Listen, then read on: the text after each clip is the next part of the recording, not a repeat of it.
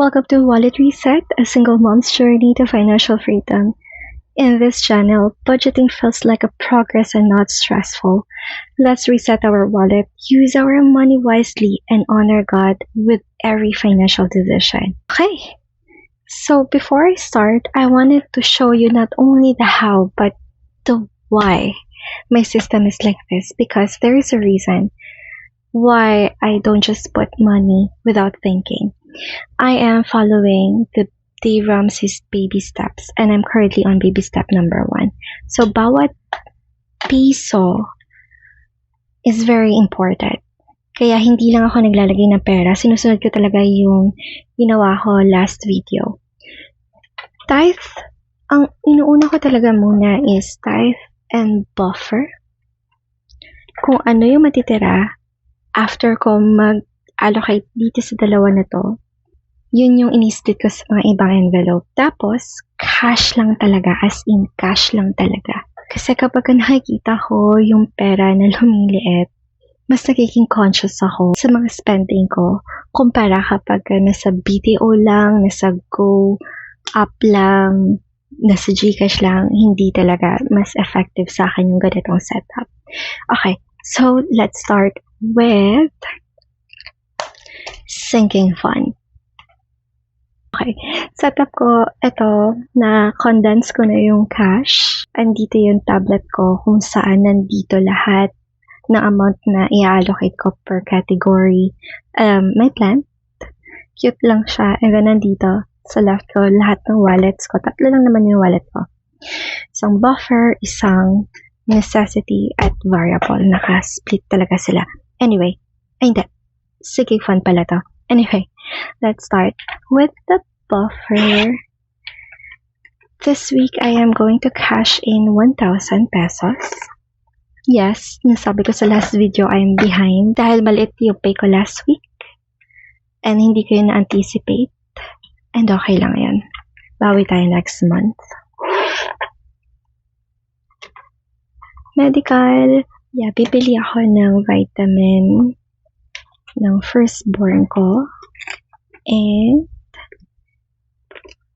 this week, I'm going to cash off 200 pesos. Kailangan ko ng vitamin to make sure na hindi na nakakasakit. Sakitin kasi. Next, school enrollment. I had been doing great with this category. This is for the enrollment for 2027 to 2028. Every month, I am saving 1,600. So, currently, meron na akong 1,000 dito. Oh, and for this week, ang kika-cash stuff ko is 300. And, ang kulang ko na lang dito is another 300 na mabubuo ko for the next week. Last week of July. Very excited. Next, HMO. I've made a decision to pause this totally. Hindi ko alam kung magkano yung target ko. Very blur at ayoko ng ganon. Mag-research muna ako and then I'm gonna start with this next next quarter. From, I believe that's from October to December. Otherwise, it'll be on next year na lang. Next, upscale. Same thing. Birthday. I'm saving 150 per week. Currently, I have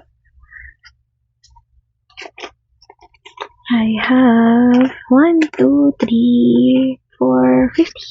Diba? 150 per week. Maliit lang yan. Sa totoo lang. Pero pag pinagsama-sama, malaki na. Alam mo yun? Okay naman mag-celebrate ng birthday nang hindi ka nag-guilty sa magkano yung gagastusin mo. Diba? Ano naman yung 150 per week, diba? Ayun lang. Share ko lang. We're done with the sinking funds. Okay, necessity. Alright. Necessity, unang-una dito, of course, is tithe. Okay. So, tithe, still the same, 1,100. 10% of my basic salary. Yan siya. Perfect. Never ever tayo ko compromise, okay? Never ever. Giving tithes to God means involving Him with our finances. Nung ginawa ko to, I've never had any problem with my cash flow because He is faithful. Next, school tuition fee. How much I have? 1,115. Actually, behind din ako dito, kaya medyo malaki ilalagay ko this week, which is 700. And then for the last week of this month, maglalagay ako ng 600. Ang dapat ko mabuo dito is 2,500. Ang due date nito is August 1. So I still have plenty of time. Oh, may mga barya pa pala dito. Home contribution. I'm still living with my mom. Yeah, it is a privilege. And I recognize that. Nagtutulungan kami ng gastusin dito sa bahay. Next, BDO credit card. I have 1. Ang lalagay ko for today is 550. Now I have 1, 1,500, 1,650 na. Okay, perfect. Next, SSS loan. SSS loan, actually meron akong 800 dito and kailangan ko dito is 1,800. So every week, maglalagay ako ng 500 para mabuo yung amount. Perfect. May barya pa pala ako dito. Okay. Oh, lastly, new category, remember. This week, I am cashing in 250. Okay. Ngayon, I believe I have 500 dito sa wallet na to. Yeah, this is 500. Perfect. Okay, very good.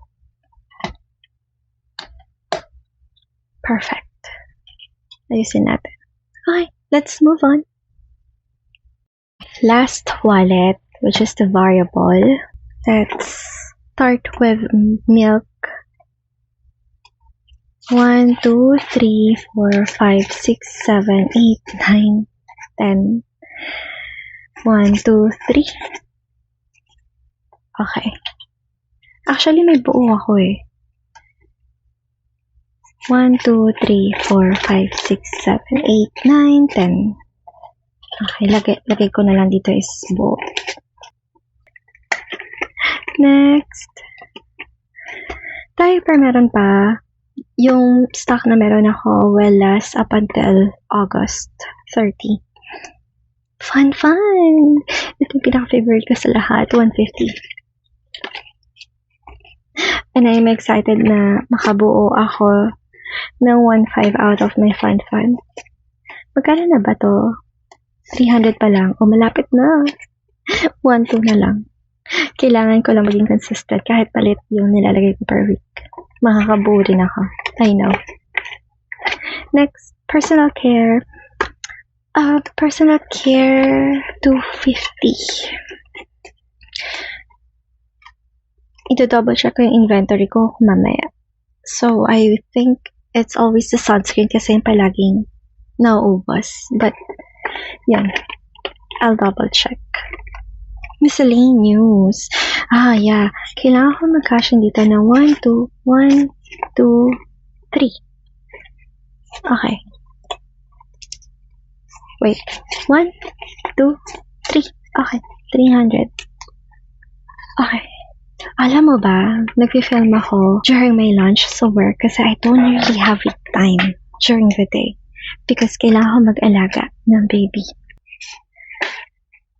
Anyway, the reason kung bakit medyo malaki yung miscellaneous fund ko kasi kailangan ko na asikasuhin yung christening ng baby ko and of course, commute back and forth and gusto ko mabilis lang kaya mag-aangkas ako. Yun, kailangan ko na matapos lahat this week. Lahat ng scheduling, lahat ng pag-aayos ng souvenirs and so on. School miscellaneous, this is for other stuff sa school. Sa ngayon, wala pa kasi silang ina-update sa akin kung magkano yung field trip nila. hanggang hindi ko pa alam kung magkano yung amount. I'll keep it as 150 per week or 100. Yun siya. Okay.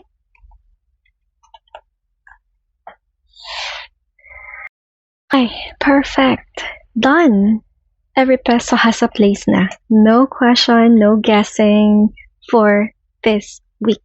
And, you don't have to be perfect naman. You just need to follow the plan that you've made when your mind was clear, because that's when you are most honest with yourself, not in the middle of temptation. Especially right now, ang daming budol, no? If you're budgeting a tight income, paying off debt, or just starting out, this channel is for you. Please subscribe and follow along every week. Yes, mag-upload na po ako consistently. Alright. May TikTok din ako. You can follow me there. Bye-bye!